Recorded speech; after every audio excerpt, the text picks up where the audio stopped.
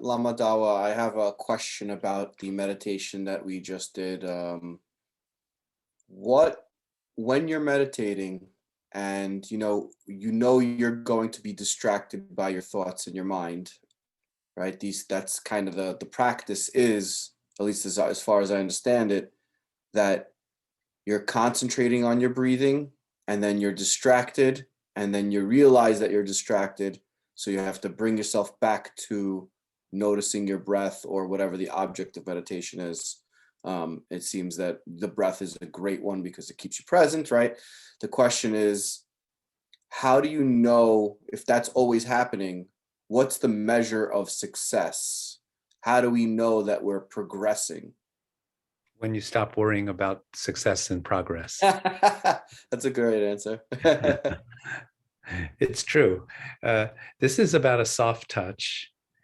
It's about relaxing, and it's about dropping, actually, sort of paradoxically, any personal agenda, particularly the normal agendas of, we say, success and failure, or we use terms like hope and fear, like hope that things are going to be good and sort of fear or doubt that things are not going to go so well.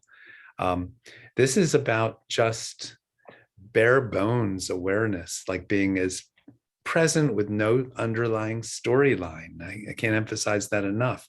So these subtle thoughts about sort of success and failure, or doing it correctly and not, as we get sort of more experienced with it, those things become less and less of a sort of a problem, so to speak.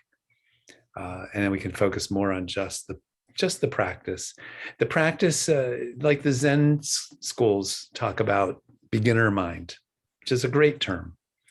And the no gaining, like not trying to gain. Beginner mind is, we're always just starting. It's a sort of an innocence. And I want to use that word as opposed to naive. They're very different, but sort of a fresh innocence. Even in the Bible, it talks about being like a child or childlike or something like that to get into the kingdom of heaven. It's a similar notion, I think, that we need to learn how to be present with no agenda. That's why I say no expectations, no judgments. Again, these are words, and it's not so easy to do, and that's the whole point. As we get better with our meditation or more experienced with it, let's say, we start to realize, wow, I'm all tied up in knots, constantly having expectations, constantly judging everything in my life, other people and myself, and so on and so forth. So to have this sort of fresh beginner mind innocence, in a sense, of just being kind of childlike. They say it's like a newborn baby being in a museum, seeing all these brightly colored paintings and things. It's not evaluating or judging or having any sort of concepts about these things. So we do the same thing with our breath. We're learning how to become kind of a return to our sort of origins as just having a fresh mind.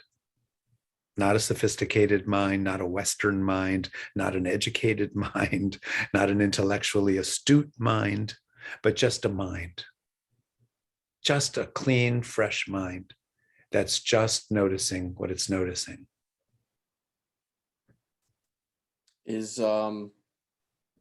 So I noticed that when I am meditating, that even when I think that I have returned to the breath and kind of away from the thought, there's always layers of like veins of thought that are going on almost in the background or somewhat distracting. But even if so you're doing the process of paying attention to the breath, but how is it 100% focus or 80% focus? Once you've gotten rid of the last layer, so to speak, or the last vein, and you're in one vein, is that what we're talking about when we talk about enlightenment, or that is being in the there's no distraction? Well, I'm not going to even talk about enlightenment at Okay. this point. Okay.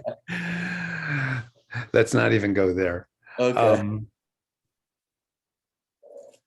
Thoughts are, we start to see and learn that thoughts are, don't have so much power over us as we think they do. And at first they do, and that's the point. As I've said before, the practice of sort of meditation and familiarizing ourselves with how our mind works and how seeing how thoughts operate, but then even later, as we'll get into this, kind of what are thoughts?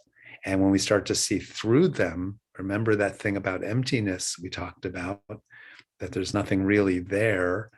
That's why we can say, don't believe everything you think. So we give our thoughts power over us. In a sense, we allow ourselves to be victimized by our thoughts. You can say it like that. We allow ourselves to be victimized by our thoughts.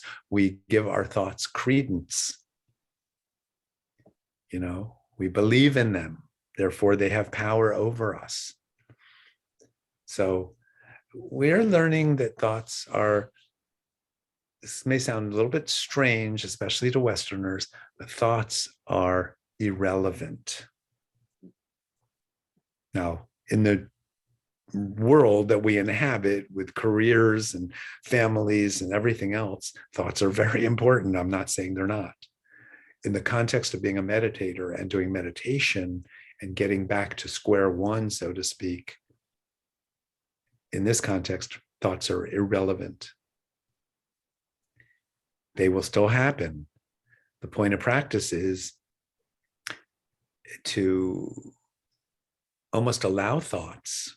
Again, I said this at the beginning, and this is a subtle thought. This takes practice. Don't need to get rid of your thoughts. You can't anyway. And it's not about suppressing them, because that doesn't work.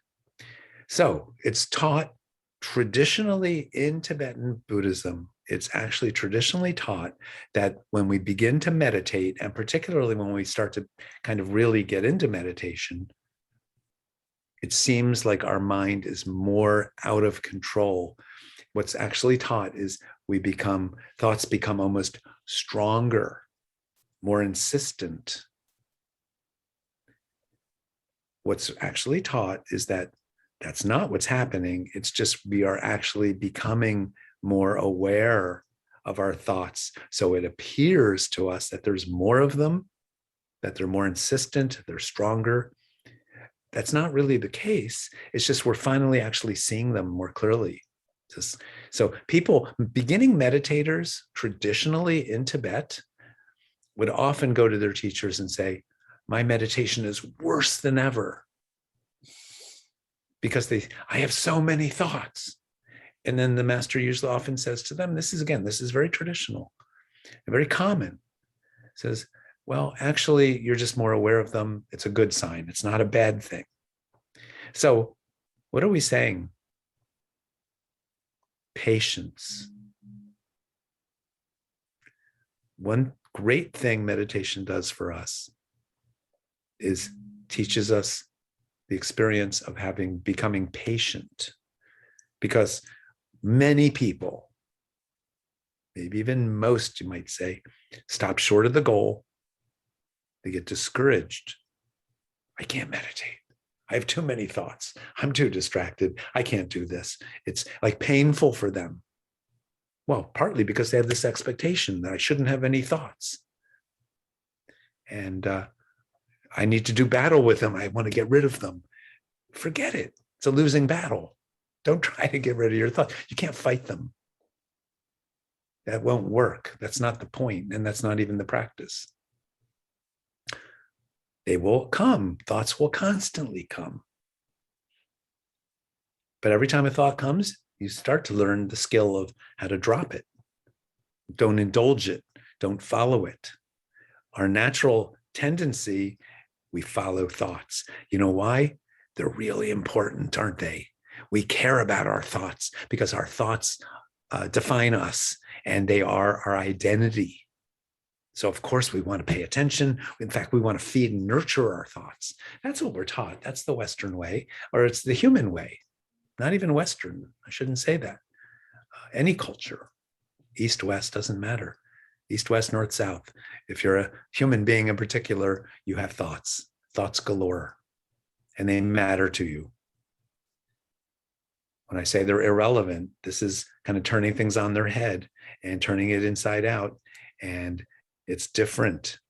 That's the point of Dharma practice. It's often said like the images of a river. And people, let's say normal, worldly people, they're all kind of going downstream. They're on their, inner tubes or their rafts or their surfboards or whatever the heck they're on. And they're just going downstream with the current.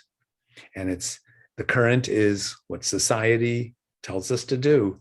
Have a job, get married, have all these responsibilities, live your life, be a good member of the world and society and the culture at large, going downstream, watch all the TV shows, watch all be part of all the entertainment, go downstream. It's the easy way. Just get washed down with everybody else. Okay, fine. No problem. That's what everyone does. But if you understand that from, again, going back to this original sort of Buddhist idea that actually things of the world do end up causing us profound disappointment and dissatisfaction and stress and sadness, suffering as we lose the things that we love and care about. So this is why we're learning a process of, we say, non-attachment. It doesn't mean being callous and cold-hearted. It doesn't mean that. Non-attachment means we just don't put our eggs in a basket and think they're never going to break, our non-hard-boiled eggs. So so the analogy, to take that analogy of going downstream, is a really true practitioner, so to speak, of this dharmic path of Buddhism, and perhaps other authentic spiritual paths. I'm not going to say one way or another, but I'm only speaking from Buddhist perspective. We say actually, let's say a practitioner or meditator is going upstream. It's going kind of against the current. And sometimes it's said it's a lonely path. And I won't deny that, in the sense that we have maybe fewer companions. You can still go to the football game. You can still do everything that people in the world do, but don't do it with a sense of perspective and big-heartedness and sort of objectivity. And meditation will give you those things. It gets our hearts more open. We start to see and experience the interconnectedness of things. We become more aware of the minutia and the details of how things are unfolding. But we start with seeing how our thoughts and our mind works and unfolds. And to do that, we have to stay focused. As I say, when our mind is focused and present, things come into focus, right? Things get more clear. So as we slow down, I should say, things come into focus. And by following the breath, by just being with the breathing and not indulging lots of thoughts, we're not swirling up our thoughts. We're letting thoughts settle down. Remember, like that glass of water, the nature of water, the nature of our mind is clear. Pure water, pure mind, clear. But the swirling thoughts, like swirling dirt or silt or sand in that glass of water, clouds up the water. And similarly, our swirling thoughts cloud the clarity of our mind. We want to regain the clarity of mind and experience it, sort of bask in it, sort of let it be. That's why we meditate. Now, it's ideally a daily practice. This is about consistency. Keep revisiting this. The notion of meditation, again, the translated word from the Tibetan, is to familiarize oneself. There's a notion of repetition or consistency. So we become very familiar with it. mental hygiene, as we said in the last previous video, mental floss, right? Just keep cleaning the mind in the sense of letting it settle down, let the thoughts not be so intense, hope, and learn how to really just see them for what they are, just observing, again, without expectations, without judgments, anything like that. We're learning how to just be present without judgments. Almost inconceivable, right? Almost inconceivable.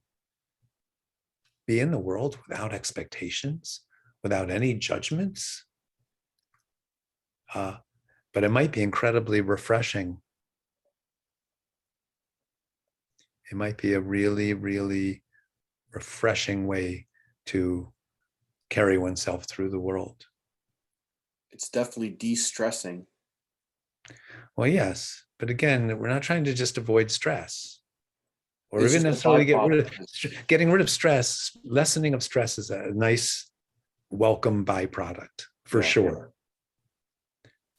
For sure. But if we're just trying to meditate to lower our stress level, I call that secular meditation. And again, I'm not saying it's bad, but it's not what I'm teaching. This is Buddhist meditation. I have to Mental acrobatics, as it were. I'm sorry. Mental acrobatics. Well, use the yeah. And again, that's fine. That makes your mind stronger, I suppose. It does lower stress and all those things that are, measurable. Lama, I have Lama Dawa, I have a physiological, I guess, practical question about someone who may have back issues when we're talking about the spine or even in general. Like, so I often have too much thought arises when I do meditation in the folding the legs style, as opposed to like sitting with a chair that has a back. Do you have anything to say in that regard? Sure. You can sit in a chair. You do what you need to do to lessen the distractions from your body. Okay. And that's probably as much as we even need to say about it. Again, this is not a rigid kind of thing where you have to sit down and you have to be cross-legged. I always say there's no have-tos in Buddhism, really.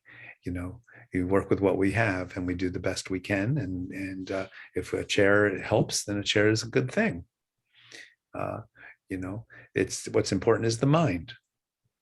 But if you're sitting in a chair, at least sit in a chair have your spine as straight as you can, and that's something that can improve or get more used to as time goes on. I'm a big fan of physical hatha yogas, different kinds of yoga, because it is a great way to stretch out the legs and the spine and facilitates longer meditation periods with less of the body, giving us grief. So nothing wrong with that at all. I mean, it's a wonderful thing. So, that's no problem.